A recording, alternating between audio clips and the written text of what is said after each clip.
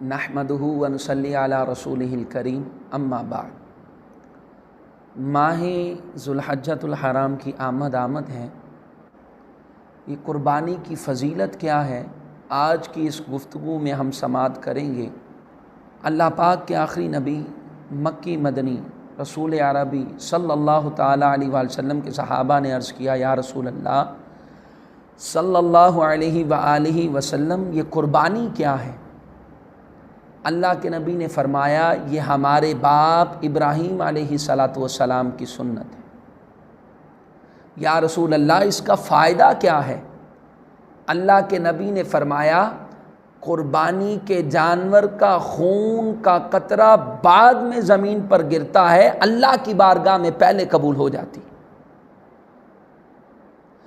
اور فرمایا گیا کہ قیامت کے دن قربانی کے جانور کا گوشت، پوست، یہاں تک کہ اس کا بول و براز بھی نیکیوں کے پلڑے میں جو ہے اس کو تولا جائے گا، اور اس کی جو ایک ایک مینگن ہوگی اس کو احد پہاڑ کے جتنا جو ہے اس کا وزن کر کے اس نیکیوں کے پلڑے میں جو ہے وہ رکھا جائے گا۔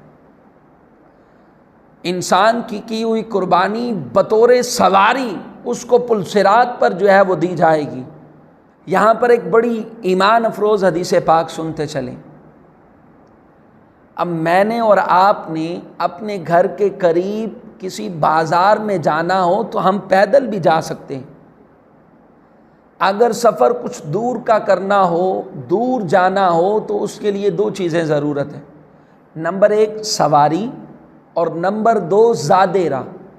زادِ راہ سے مراد وہ چیزیں کھانے پینے کی، دیگر اشیاء جو راستے میں ہمارے کام آئیں گی۔ روایت کے اندر آتا ہے، کل قیامت کا دن ہوگا، جس بندے نے قربانی کی ہوگی اس کی قربانی کو بطور سواری کے اس کو پیش کر دیا جائے گا، اور صدقہ فطر جو اس نے ادا کیا ہوگا چھوٹی عید پر، وہ صدقہ فطر بطور زاد راہ کے اس کو دے دیا جائے گا، اور اس سے فرمایا جائے گا، اے بندے اب تو تیرے پاس سواری بھی ہے، زاد راہ بھی ہے، اب تو آرام سے جنت میں داخل ہو جا۔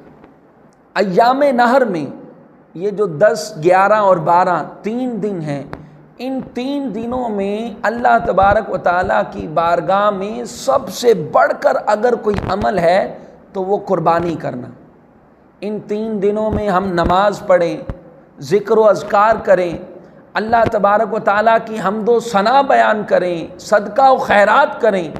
ان تمام اعمال سے بڑھ کر اگر کوئی اللہ کی بارگاہ میں زیادہ فضیلت والا عمل ہے تو وہ اللہ کی بارگاہ میں قربانی کرنا، اپنی قربانی پیش کرنا، یہ اللہ کی بارگاہ میں ان 3 دنوں میں سب سے زیادہ فضیلت والا عمل۔ اگر ہم کسی سے ناراض ہوتے ہیں تو اس کی مختلف صورتیں ہوتی ہیں۔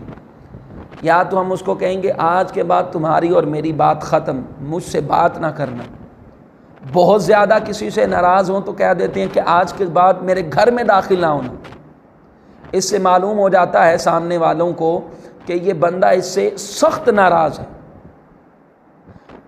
اب آقا علیہ السلام نے فرمایا، جو بندہ صاحب استطاعت ہونے کے باوجود جان بوجھ کر قربانی نہیں کرتا، وہ ہماری عیدگاہ کے بھی قریب نہ آئے، ہماری عیدگاہ کے بھی قریب نہ آئے۔ اب کتنی بڑی محرومی ان تمام تر فضیلتوں سے، اور سب سے بڑی محرومی یہ کہ اللہ کے نبی فرما رہے ہیں کہ ہماری عیدگاہ کے قریب نہ آئے جو جان بوجھ کر صاحب استطاعت ہونے کے باوجود بھی قربانی نہ کرے۔ تو اللہ تبارک و تعالیٰ کی بارگاہ میں ہمیں یہ دعا کرنی چاہیے کہ جو ہم قربانی کریں، اللہ تبارک و تعالیٰ ہمیں اس کے اندر اخلاص عطا فرمائے، ریاکاری سے بچائے، اور اللہ تبارک و تعالیٰ ہمارے اس عمل کو اپنی بارگاہ میں قبول فرما کر ہماری اخروی نجات کا سبب بنائے۔ آمین بجاہ النبی طٰہٰ و یاسین۔